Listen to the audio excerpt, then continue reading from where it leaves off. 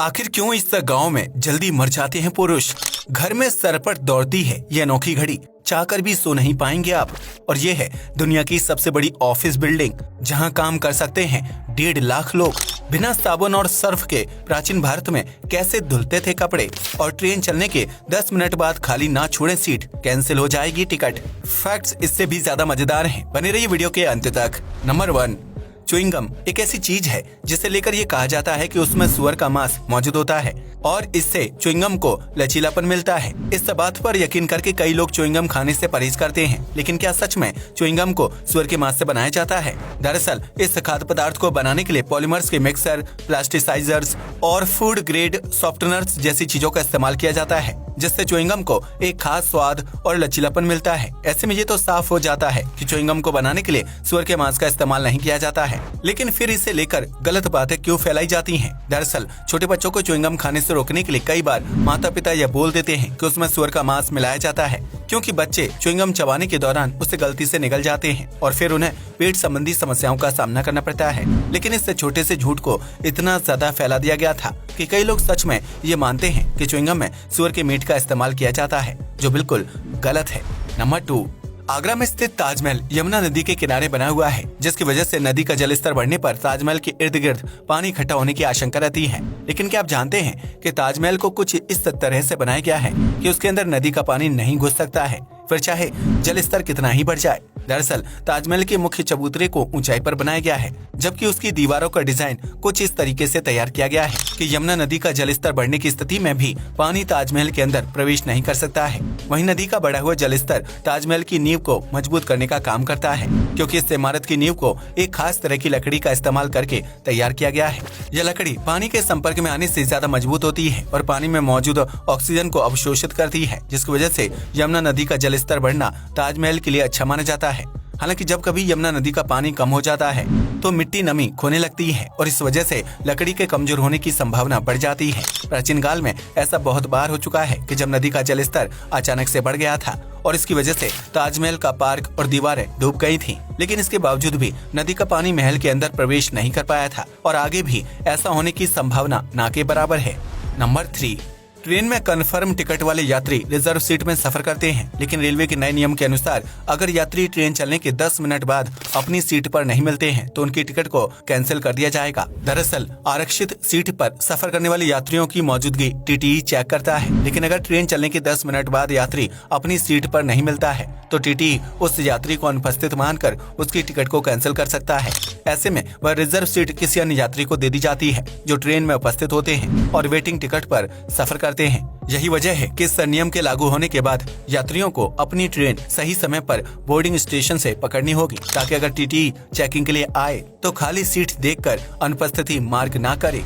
Number 4, अगर आप भी उन लोगों में से एक हैं जिन्हें सुबह उठने में दिक्कत होती है तो क्लॉकी नामक यह घड़ी आपके लिए बहुत मददगार साबित हो सकती है। दरअसल इस घड़ी को खास तरीके से डिजाइन किया गया है जिसमें पहिए लगे हुए हैं। ऐसे में जब कोई इंसान इस अलार्म घड़ी में टाइम सेट करता है तो यह घड़ी सुबह उसी टाइम पर तेज आवाज के साथ बजने लगती है। इसके साथ ही घड़ी में मौजूद पहिए उसे एक जगह से दूसरी जगह ले जाने में मदद करते हैं, जिसकी वजह से अलार्म को बंद करने के लिए नींद में सो रहे व्यक्ति को बिस्तर से उठना ही पड़ता है। इस अलार्म क्लॉक को खासतौर से आलसी लोगों को ध्यान में रखकर डिजाइन किया गया है, जिन्हें सुबह उठने में समस्या होती है या फिर वह अलार्म बंद करके दोबारा सो जाते हैं। ऐसे में यह दौड़ने वाली घड़ी गहरी नींद में सो रहे व्यक्ति को बिस्तर से उठने के लिए मजबूर कर देती है, जिसे आप ऑनलाइन ऑर्डर कर सकते हैं।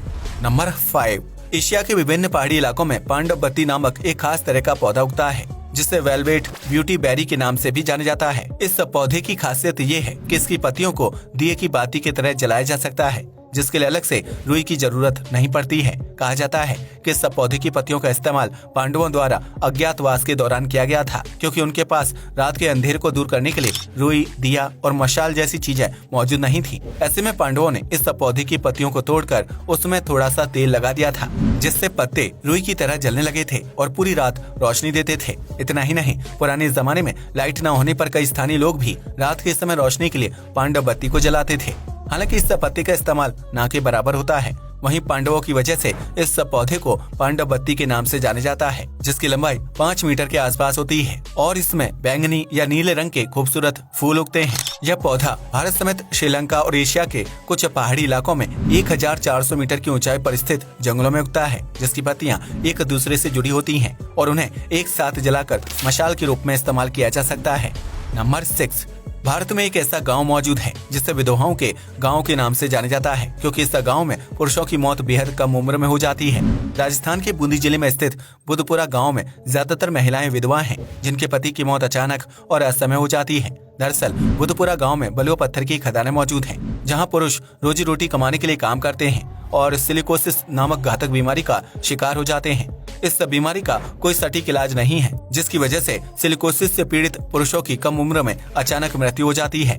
बलुआ पत्थरों को तराशते वक्त काफी ज्यादा मात्रा में डस्ट उड़ती है, जो सांस और मुंह के जरिए कारीगरों के फेफड़ों तक पहुंच जाती है और उन्हें सांस लेने में तकलीफ का सामना करना पड़ता है। ऐसे में पति की मृत्यु के बाद महिलाएं बलुआ की खदानों में काम करती हैं, जबकि उनके छोटे छोटे बच्चे भी इस काम में मदद करते हैं। बुधपुरा गांव की विधवा महिलाएं जानती हैं कि खदान में काम करने से उनकी भी तबीयत खराब हो सकती है, लेकिन उनके पास रोजी रोटी कमाने का कोई दूसरा विकल्प मौजूद नहीं है। इस गांव में ज्यादातर पुरुषों की मौत फेफड़ों में इन्फेक्शन और सांस लेने में तकलीफ की वजह से हो जाती है, जिसकी वजह से गांव में शादीशुदा महिलाओं के बजाय विधवा महिलाओं की संख्या ज्यादा है और इसलिए बुधपुरा को विधवाओं के गांव के नाम से जाना जाता है।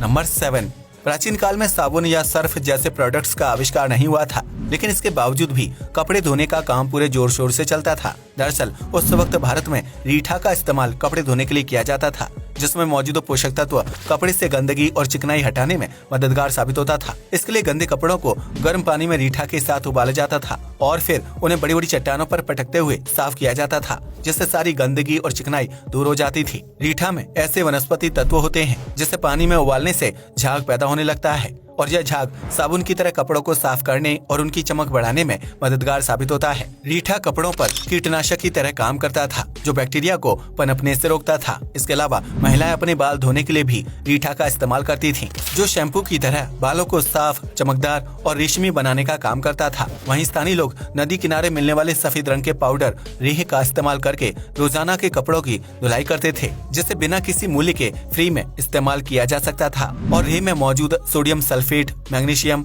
और कैल्शियम जैसे तत्व कपड़ों को साफ और चमकदार बनाने में मददगार साबित होते थे।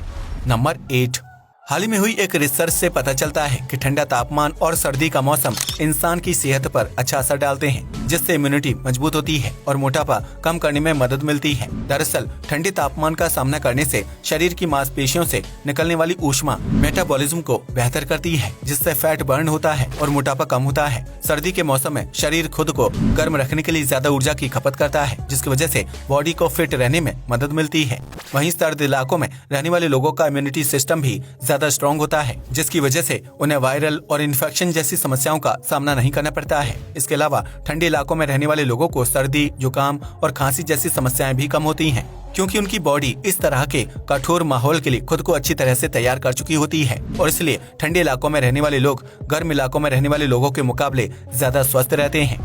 नंबर 9, भारत ने हाल ही में अपने नाम एक नया रिकॉर्ड दर्ज किया है, जिसके तहत दुनिया की सबसे बड़ी ऑफिस बिल्डिंग हमारे देश में मौजूद है। यह बिल्डिंग गुजरात के सूरत शहर में बनाकर तैयार की गई है, जिसे सूरत डायमंड बोर्ड्स के नाम से जाना जाता है। इस बिल्डिंग को मुख्य रूप से हीरा व्यापार को बढ़ावा देने और उसे केंद्र में लाने के मकसद से तैयार किया गया है, जो 66 लाख स्क्वायर फीट में बनी एक 15 मंजिला इमारत है। इस बिल्डिंग का आकार आयताकार है, जबकि हर टावर को दूसरे टावर से खास तरीके से जोड़ा गया है।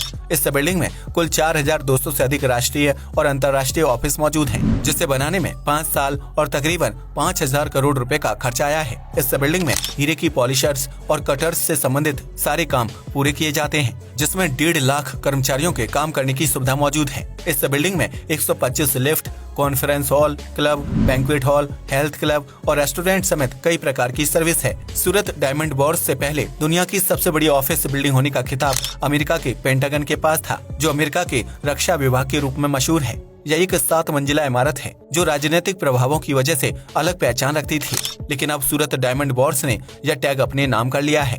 आज के लिए बस इतना ही। वीडियो पसंद आया हो तो इसे लाइक और शेयर करें। धन्यवाद।